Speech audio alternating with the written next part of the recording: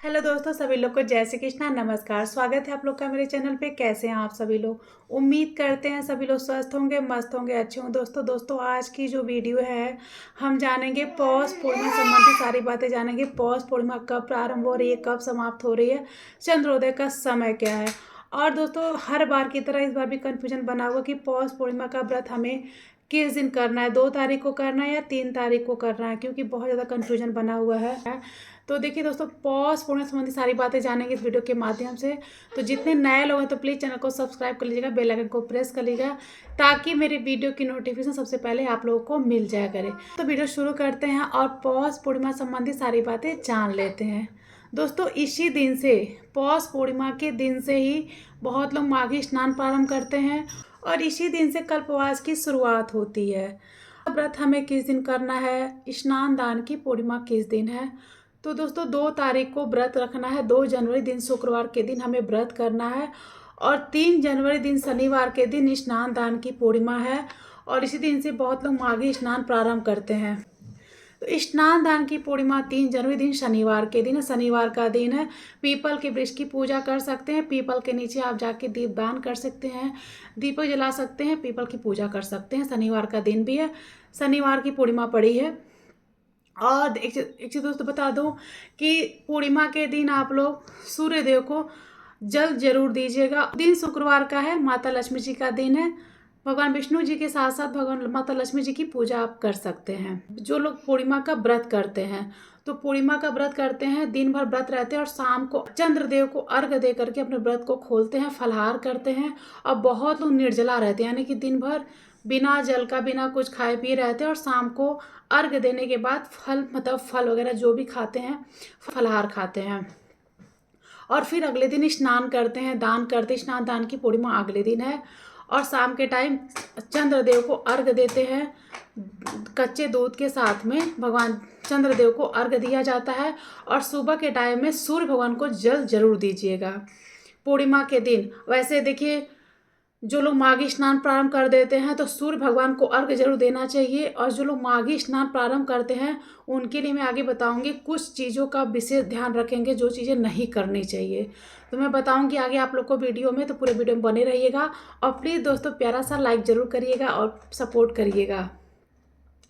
तो दोस्तों पूर्णिमा के दिन सत्यनारायण की कथा बहुत लोग कहलवाते हैं, बहुत लोग सुनते हैं और आप खुद पढ़ भी सकते हैं। भगवान विष्णु जी की पूजा की जाती है। आप लोग भगवान विष्णु जी को खीर बनाकर भोग लगा सकते हैं, फलाहारी खीर बना सकते हैं, चावल की खीर बना सकते हैं। और देखिए दोस्तों, अगर हो सके तो आप सत्यनारायण की कथा कहलवा रहे हैं या नहीं कहलवाते हैं, तो दोस्तों आप खुद से देखिए। अब तो हर किसी घर में लड्डू गोपाल जी हैं, ठाकुर जी की पूजा करते हैं। बहुत लोग के घर में नहीं, बहुत कुछ ही लोग के घर में नहीं होंगे, लेकिन अब तो हर किसी घर में ठाकुर जी हैं, शालिग्राम जी हैं। तो देखिए दोस्तों, भगवान जी को, ठाकुर जी को मन भोग, यानी कि जैसे जिनके घर में भी नहीं भी हैं तो भगवान विष्णु जी की तस्वीर होगी, फोटो होगी, तो उनको ठाकुर जी को स्मरण करते हुए मन भोग का भोग जरूर लगाए। अब मन भोग किसे कहते हैं बहुत लोग को नहीं पता होगा। तो आटे का बनता है, जो कि आटे को घी में भून के और उसमें चीनी मिला करके या बतासे मिला करके, थोड़ा ड्राई फ्रूट कट करके मिला करके और भगवान जी को तुलसी दर रख करके भगवान जी को भोग लगाया जाता है, जो कि भगवान विष्णु जी का प्रिय भोग है, मन भोग। आप लोग यूट्यूब पे सर्च करेंगे ना तो आ जाएगा। ये चीज़ मैं बता दी आप लोग को, इसका विशेष ध्यान रखिएगा। ज़्यादा नहीं, थोड़ा सा, इतना थोड़ा, 1 कटोरी, आधा कटोरी बना के, मतलब 1 कटोरी भी ज़्यादा हो गया, उससे कम ही भून करके आटे को घी में भून के और फिर उसमें नहीं कुछ है तो थोड़ा चीनी मिला करके मीठा कर दीजिए। और थोड़ा ड्राई फ्रूट है तो मिलाइए, नहीं है बतासे हैं तो बतासे मिला दीजिए और तुलसी दर रख करके भगवान जी को भोग लगा दीजिए। उसके बाद भगवान विष्णु जी को पीला वस्त्र पहनाइए, ठाकुर जी को, लड्डू गोपाल जी को खूब अच्छे से तैयार करिए। सुबह में नहा करके, जिस दिन यानी व्रत हमें 2 जनवरी दिन शुक्रवार के दिन व्रत रखना, तो बहुत लोग व्रत करते हैं, बहुत लोग नहीं करते हैं। तो देखिए दोनों लोग के लिए बता दे रही हूँ कि सुबह के टाइम में अपना सुबह सवेरे उठ जाइए। अब देखिए महिलाएं तो बाल वगैरह बहुत ज़रूरी है, तो बाल वगैरह धुल सकती हैं। शनिवार के दिन बाल मत धुलिएगा, क्योंकि शनिवार के दिन बाल नहीं धुलना चाहिए। शुक्रवार के दिन आप बाल धुल सकती हैं। और सुबह के टाइम में नहा धो करके सूर्य देव को जल चढ़ाइए, थोड़ा जल में रोली डाल करके या लाल चंदन डाल करके, थोड़ा मीठा डाल के और लाल पुष्प डाल करके, खरमास का महीना है और पूर्णिमा का दिन है तो इसका विशेष ध्यान रखिएगा। सुबह के टाइम में नहा धो करके पहले सूर्य भगवान को जल चढ़ाइए, उसके बाद से भगवान विष्णु जी की, ठाकुर जी घर में अपने जैसे प्रतिदिन आप पूजा करते हैं वैसे पूजा करिए। भगवान ठाकुर जी को, विष्णु भगवान को भोग लगाइए, पूजा पाठ करिए, पीला वस्त्र हो सके तो पहनाइए, पीला पुष्प चढ़ाइए और शाम के टाइम में भी चंद्र भगवान को अर्घ्य दे करके भगवान ठाकुर जी की पूजा करके। तो ये सारे नियम आप लोग को बता दी। अब जानते हैं दोस्तों स्नान दान की पूर्णिमा के दिन क्या स्नान दान, यानी कि अगले दिन शनिवार के दिन स्नान दान करना है। सुबह सवेरे स्नान, बहुत लोग गंगा जी में स्नान जाके करते हैं और बहुत पास में सरोवर है, नदी है, तो आप वहाँ पे जाके स्नान कर सकते हैं, दान कर सकते हैं, दीप दान कर सकते हैं, पीपल वृक्ष की पूजा कर सकते हैं। तो इन सारी चीज़ों को आप इस पूर्णिमा के दिन कर सकते हैं।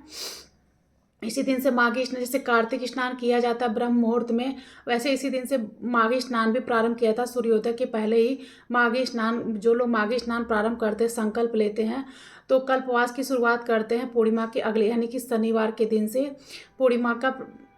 पूर्णिमा के दिन से जिस दिन स्नान दान होता है उसी दिन संकल्प लेते हैं माघी स्नान के लिए और कल्पवास के लिए। कल्पवास लोग गंगा जी के किनारे जा कर के टेंट वगैरह डाल करके वहाँ रहते हैं, नहा गंगा जी में स्नान करते हैं और सुबह सवेरे, यानी कि सूर्योदय के पहले ही सुबह सवेरे स्नान करते हैं। तो ये कल्पवास लोग करते हैं, जो कि 1.25 महीने का होता है, फरवरी तक, 12-13 फरवरी तक ही चलता है। आगे आप लोग को बताऊंगी। तो ये सारी चीज़ें हैं। अब जान लेते हैं दोस्तों, जो लोग कथा कहलवाएंगे, आप लोग शुक्रवार को भी कथा कहलवा सकते हैं, सुनते हैं, कहलवा सकते हैं या खुद पढ़ते हैं। तो आप लोग कथा शनिवार को भी कर सकते हैं, 3 तारीख को भी या 2 तारीख को भी कर सकते हैं।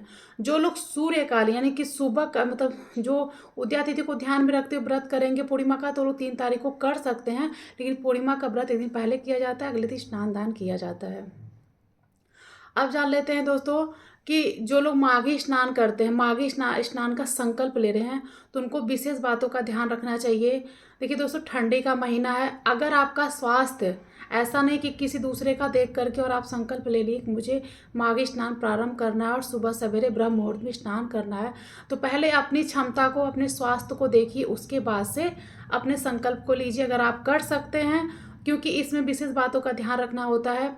सुबह सवेरे यानी कि ब्रह्म मुहूर्त में स्नान करना होता है और ऐसा भी नहीं कि आप आग जला के हाथ को सेक लीजिए, आग को नहीं सेकना चाहिए। ठंड का टाइम है तो आग वगैरह सेकते हैं, तो आग नहीं सेकना होता है, सोना नहीं होता है, इन सारी विशेष बातों का ध्यान रखना होता है।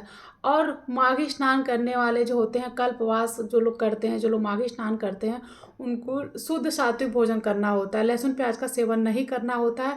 तो इन सारी चीज़ों को ध्यान में रखते हुए फिर अगर आपका स्वास्थ्य साथ देता है तो आप कर सकते हैं, संकल्प ले सकते हैं। माघी स्नान, कल्पवास, जो भी चीज़ें मतलब करना चाहते हैं आप संकल्प ले सकते हैं।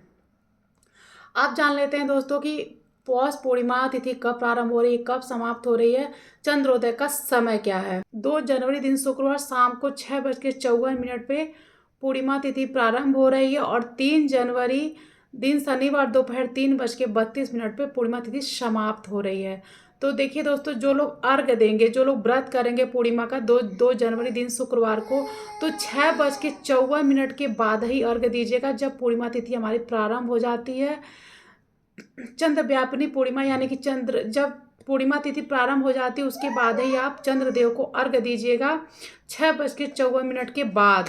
जिनके भी घर में बहुत कलेश हो रहा है, पति पत्नी में नहीं बन रहा है, बहुत तंगी चल रही है, बहुत सारी चीज़ों को लेके परेशान है, मानसिक रूप से बिल्कुल होता है ना, परेशान है, तो उन लोगों को पूर्णिमा के दिन चंद्रदेव को अर्घ्य जरूर देना चाहिए। कच्चे दूध के साथ भगवान चंद्रदेव को अर्घ्य जरूर देना चाहिए पूर्णिमा के दिन, हर पूर्णिमा के दिन।